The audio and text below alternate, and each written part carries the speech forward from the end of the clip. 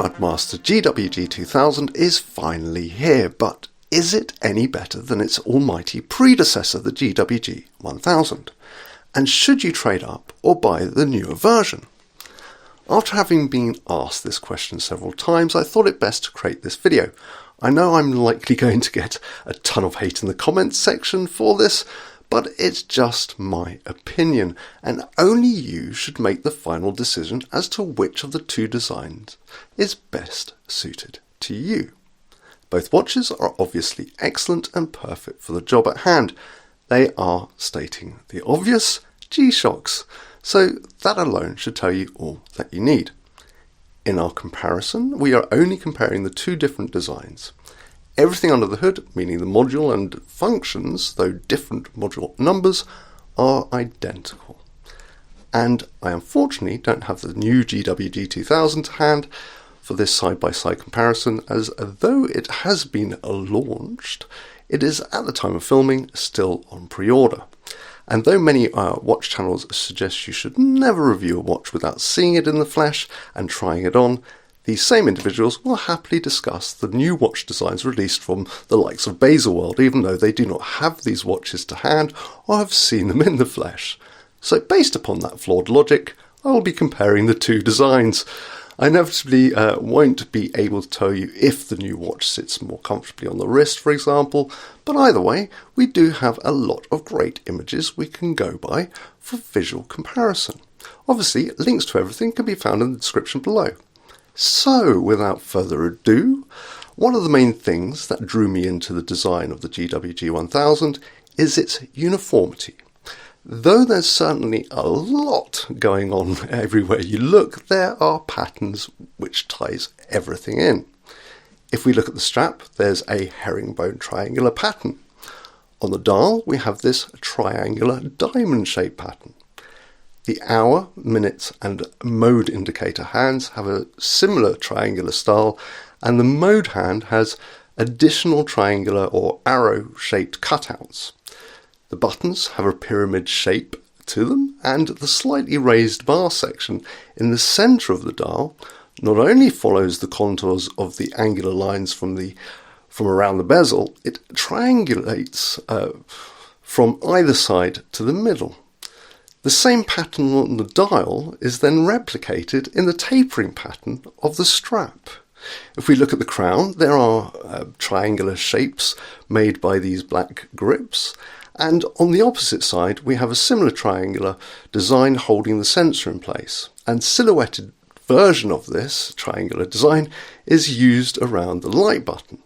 And while we stare at the light button, you start to take in all of the circular patterns. Here, and even when we turn the watch around, we can see this triangular and circular pattern being used on the case back as well, tying everything in nicely with its continuity. Now, taking all of these design cues into consideration, if we now look at both watches side by side, you'll immediately notice this uniformity has almost pretty much gone from the new watch. Obviously looking past the fact that the original design is more military in styling, while the newer version is more industrial. The new dial has a line block pattern like a cityscape that for some reason, though theoretically should go very well with the design on the strap, doesn't quite go with the manhole cover square line design. I have no idea why. The buttons don't quite fit in with each other, though cAsIO have stuck with the triangle and circular shapes. For these, they don't really tie in. The light button still has the crisscross pyramid pattern, whereas the ABCD buttons now have a circular pattern. And both the crown and sensor design are completely different from each other, losing that uniform balance.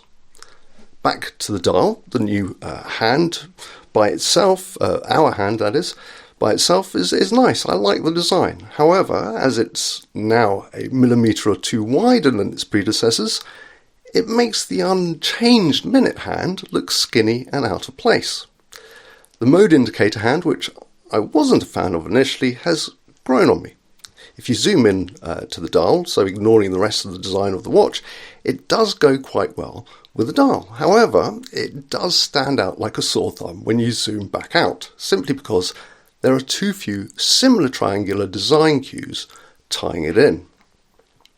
The new shape around the light button doesn't make too much sense to me, at least. It doesn't really go with any other part of the design. Maybe the button should have been redesigned to suit this more angular shape. Maybe that would have worked. And though there has definitely been major changes to make the watch marginally smaller and definitely lighter, which I'm sure many will prefer, the watch no longer looks rounded on the whole, but more rectangular. And here is for why. The button and crown, or buttons and crown, have been reduced in depth and therefore sit millimetres closer to the case. The resin guards on the left and right protecting the crown and sensor are shorter. And the new forged carbon guards, which other than protecting the light button and 4 small sections of the now steel bezel, doesn't do all that much more than extend into the lug area, which only causes the watch to look rectangular. The additional shoulders eat away at where the strap would otherwise be, meaning the main bulk of the watch now very likely overlaps most people's wrists. And finally, the last areas of the design I feel are overkill, well at least, or very least, with this green version of the watch, are the combination of shiny black and greyish marble looking carbon bits with plain matte resin black bits, brushed and polished stainless steel bits, and several red bits. There's just too much going on. And while the other two colourways have less imposing accents around the outside of the bezel, this highlighting of the bezel is slightly excessive. It's the uniform colour of the bezel of the GWG 1000 with its hints of red accents elsewhere that helps complete its balanced design. And also why I think that of the 3 newly released GWG 2000s, the sand colour version will likely be the most popular due to its more uniformed blacked out look and using only 2 additional congruent colours. At the end of the day, the new GWG 2000 is, in my view, nothing more than a facelift version of the GWG 1000. And that's not necessarily a bad thing. At least cAsIO hasn't done away with any of the sensors. However, when I look at the new model, it leaves me slightly underwhelmed. I can see the resemblance of its predecessor, but meh.